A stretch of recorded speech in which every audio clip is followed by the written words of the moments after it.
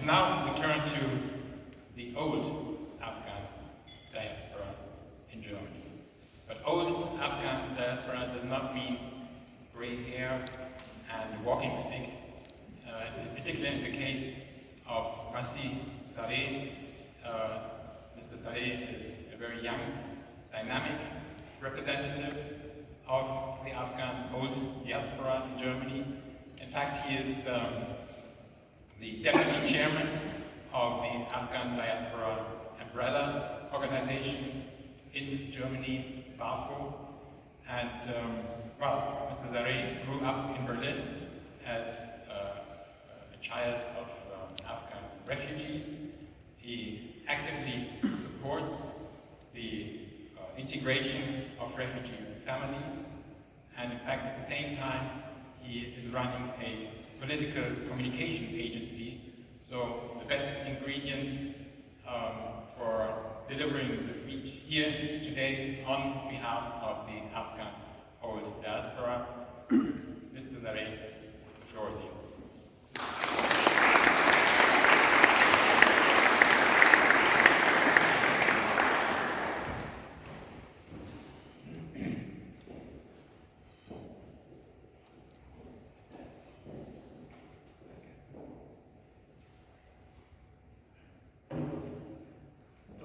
Thank you, but I grew up in Bremen, not in Berlin.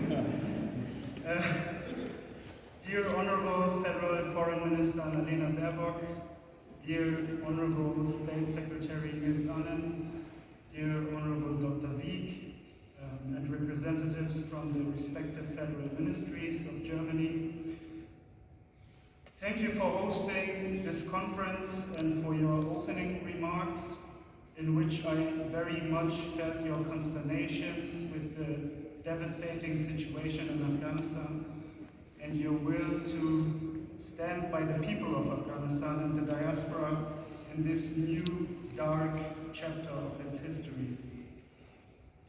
Dear Ms. Khorram, dear Ms. Touhi, I thank you for being so vocal, for your insights, and I would like to say that I personally share the sorrow that you implicated in your interventions.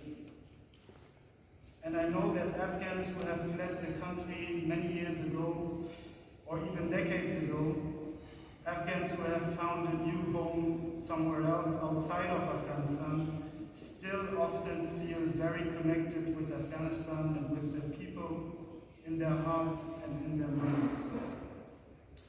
My parents had fled Afghanistan in 1992 when the government of Dr. Najib had been forced to transfer power to the different Mujahideen factions who subsequently started fighting each other for power, destroying most of Kabul and killing tens of thousands of civilians in their capital city. What we experienced since August 15, 2021 is yet another peak in the brutal history of Afghanistan since over 40 years. Experiencing the past 1.5 years, for many of us diaspora Afghans, it opened up the wounds that we sought to heal. And again, we are all here, not knowing what the future will bring us. And again, a new long chapter of misery, of suppression and backwards development has started. Yet, we are a new generation, a generation which could learn from the past, a generation that knows what's there in the world, a generation that is very diverse, but all with ambitions, visions, and drive. Not only for themselves, but for all the people in this world, including the people who are still in Afghanistan. As diaspora Afghans, we not only have emotional connections to Afghanistan. The Afghan diaspora in Germany consists of 337,000 people. The German Expert Council on Integration and Migration in the recent mapping describes it as young, diverse, and dynamic, with strong civic activities, especially with regards to Afghanistan. And at this very moment, there are around 150 civil society organizations by the Afghan diaspora in Germany. This may sound positive, however, most of these diaspora organizations lack access to funding, lack capacities, and a strong network within German civil society to rely upon. And there is still a lot to do in interconnecting the diaspora organizations with each other in Germany, in Europe, and worldwide. Hence, if we are aiming at strengthening the Afghan diaspora and civil society organizations, this is the first place to look at. And I look forward to today's workshops to further discuss what can and should be done for the Afghan civil society to regroup, to strategize, and hopefully become a strong stakeholder in Afghanistan's affairs. But for the rest of my speech, I would like to point towards another fundamental issue. The Taliban are currently building their terror regime upon the shoulders of the ordinary Afghan people. They believe that so-called and often self-proclaimed religious scholars are able to govern a country. They are building their interpretation of a state and of governance on the basis of gender apartheid and misogyny of the highest level. Women have been systematically erased from public life. Women cannot use public transportations by themselves. They are forced to wear a full body veil. They have literally no say in any matter of societal concern. And the list goes on. And in the meantime, Taliban representatives are free to travel around the world to build relations and connections with everyone who just doesn't care about Afghan women. We all know, dear Ms. Baerbock, that you can.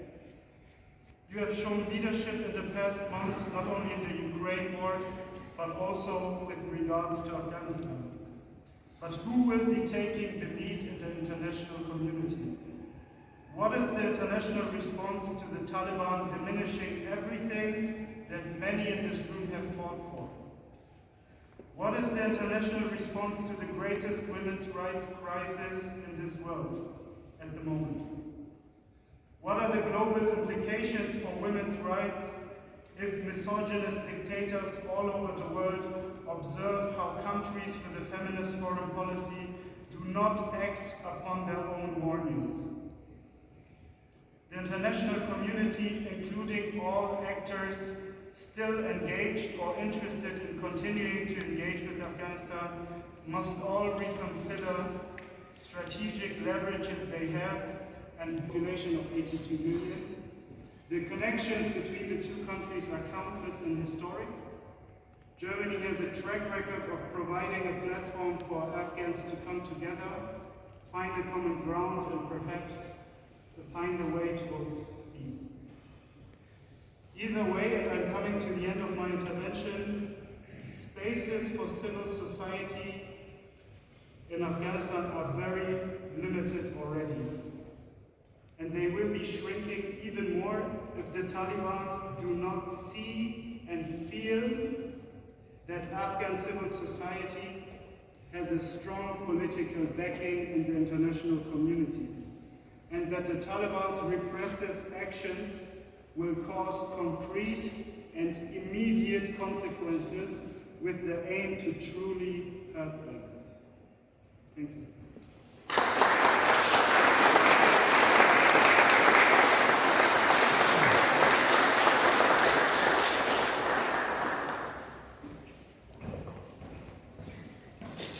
Thank you very much, Mr. Zaleh.